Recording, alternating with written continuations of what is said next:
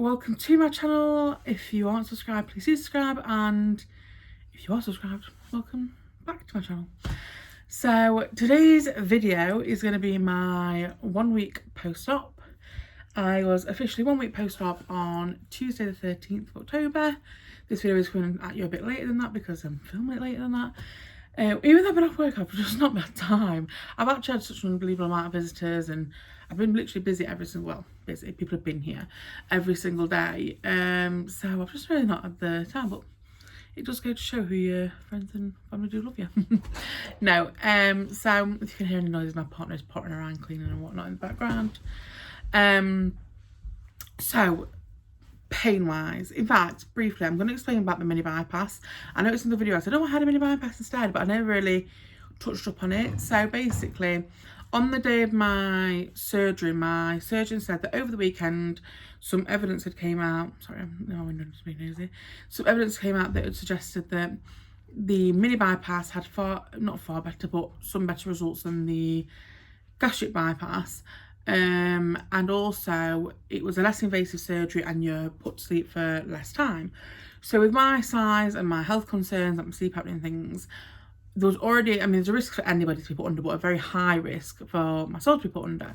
So they decided that, well, we decided that we were going to go for the mini bypass. And basically, I'm not fully down with the full terminology, so please do your own research. But from what I can understand is, with the bypass, you have your stomach and then you have your new intestine that's then attached, and that's the rewiring. And the tail part is around, say, 200 centimetres. With the mini bypass, it's your new stomach plus the intestine, the way it's like lined up, and your new tail is only 150. Not specific terminology, but you know what I mean. And basically, the shorter the tail, the better the weight loss. So that's kind of how they determine it. So sometimes I look at the camera, sometimes I look at it. If I think I'm not looking on camera, it's because I'm looking at myself. So we went for the mini, completely successful in the sense that I woke up and I was fine. I did weigh myself on the week mark, which was Tuesday the 13th, and I was 36 stone 2 pounds, which means I've lost 1 stone and 5 pounds. So success in my eyes. Pain wise, I've actually had, honestly, not much pain. I've been uncomfortable more than in pain. So kind of sometimes when I lay down, I get like a stretching feeling. So I kind of proper pillow up so it doesn't feel like it is stretching. I've had, do you know, like just maneuvering, like, but honestly, like, really, honestly, just not that much pain. I had paracetamol, that was it, for the first couple of days when I first came out of the hospital. Nothing since. I have heartburn tablets, but that's not for pain too, that's just, you know, acid reflux. But again, I've not really been overly using those. But I'm trying to think of any other symptoms. So obviously when you come out, I don't know if you know, but you're on blood thinners for the first 7 days. Mother Nature decided to pay a visit. I actually have the implant in my arm, so I don't actually have, this is my big TMI for the internet, but anyone who knows the implant, you don't, well, I personally don't have, obviously, regular visits because the way it works with the estrogen and all that kind of things. But in the past, every time I've exercised or done any sort of diet, sorry, it has caused like spotting and things, but this was a full-blown, I mean, I'm just going off the back end of it now, but this was a mess. So I've been dealing with that. That has been more painful actually than the operation. So yeah, it's been crazy. I am sorry that I'm only filming this so late on. It's just that I've had everybody here, I think I previously said, and whatnot, so it's just been crazy to film it. When will you film it? How can I film it? Now I can film it. Eating wise, obviously you can only have liquids, well, 3 liquids, but liquids. So I've been having mainly tomato soup. My friend came and made me some like Jamaican pumpkin soup. Sorry, that's just a private joke, but she'll find it funny.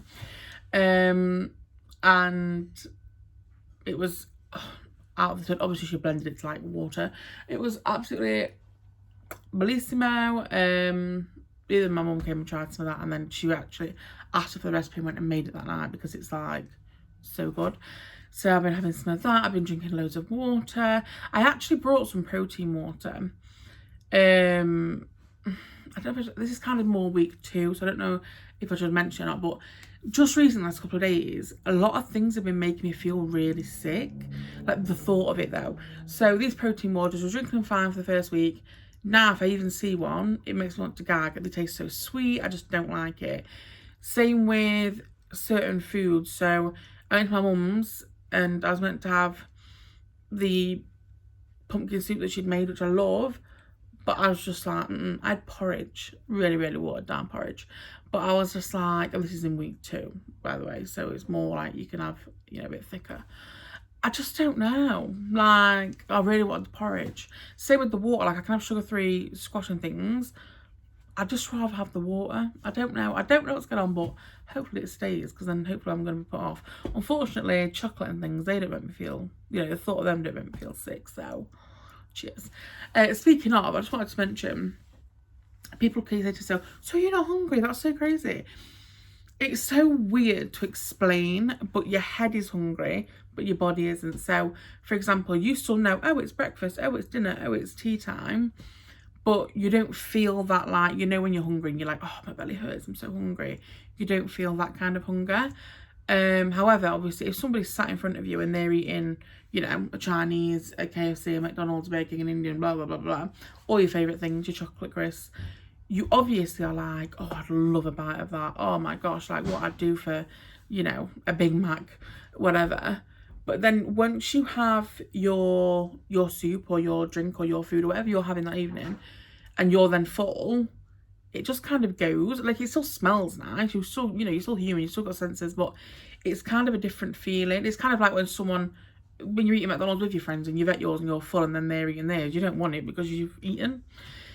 So that's kind of weird. I've not had any urges yet, really, actually, to, you know, like, blend a Big Mac. The thought.